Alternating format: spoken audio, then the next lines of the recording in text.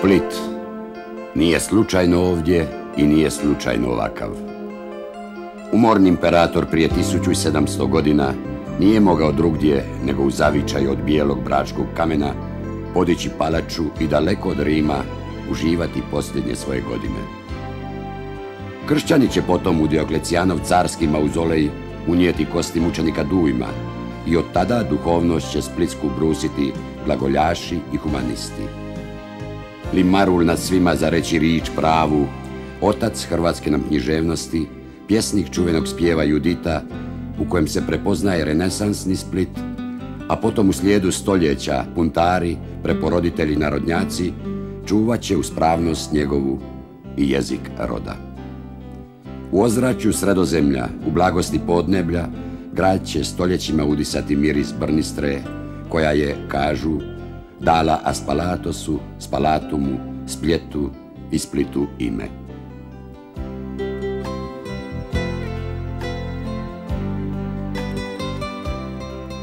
Slojevi povijesti ovdje su zatečeni u neprekidnom životnom razgovoru i suglasju. U kamen je gradski upisana antika, romanika i renesansa, a s njima su spleteni i barok, secesija i suvremenost u istom otkucaju vremena, u glazbi zvona što se priljubljuju uz njihove skladne oblike. Sa gradskih zvonika puca pogled na grad, nadahnut i magijom kakve marijanske vile njižu se sunčane vedute, živi se i diše puninom života u susretu mora i grada.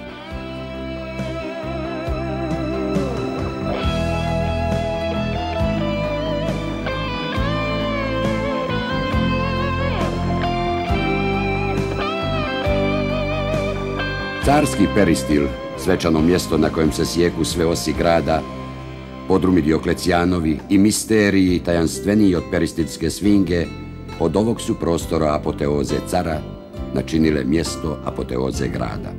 Vitke kolonade i geometrija palače stoljećima su bili mjera sklada, pozornica puka i spektakla. Tu se grad sabira u sebe i bježao iz povijesnih okvira. Penjao se u okomicu zvonika Svetog Duje, govorio vodoskokom duhovnosti. Bio je i ostao grad od svečanosti i za svečanosti.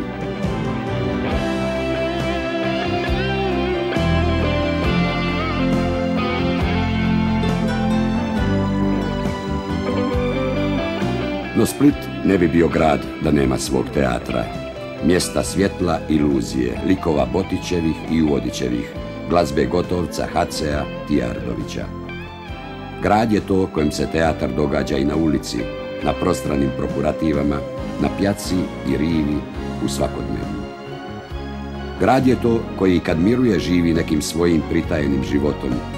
Sjeća se onih koji su ga činili velikim, od majstora Buvine do Vidovića, od Jurija Dalmatinca do Meštrovića. Sunča se naš lijepi Split, daruje se moru i od njega prima boje i radosti, bonace i juga. Tko te spljeo, lijepo li te spljeo, pjeva mu pjesnik s Marjana, na kojem kao da i agave, borovi, čempresi, ulovljeni u baštinskom snu, teže ući u legendu.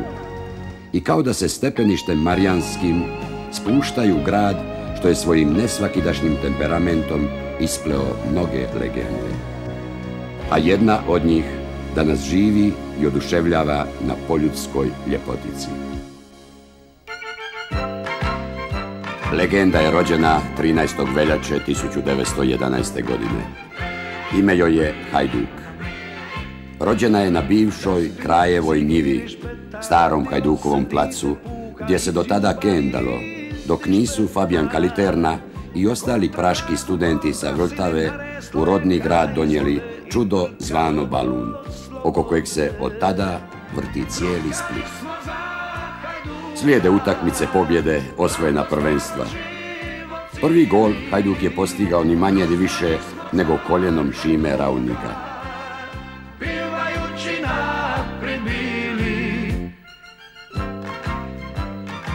Split je rađao asove.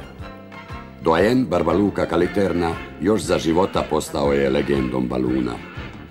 A Hajdukovci se mogu pohvaliti da su osim vratara, znali predstavljati kompletnu reprezentativnu ekipu. U više navrata Hajdukovi su internacionalci branili boje starog kontinenta, a vođe momčadi, kao što su bili Frane Matošić i Bernard Vukas, ali i mnoge druge, poželio bi u svojim redovima svaki europski klub. Godine 1950. bijelima je jedinima uspjelo osvojiti prvenstvo bez poraza. A od 1972. do 1977. godine bili su 5 godina za redom pobjednici kupa, što je također rekord bez premca.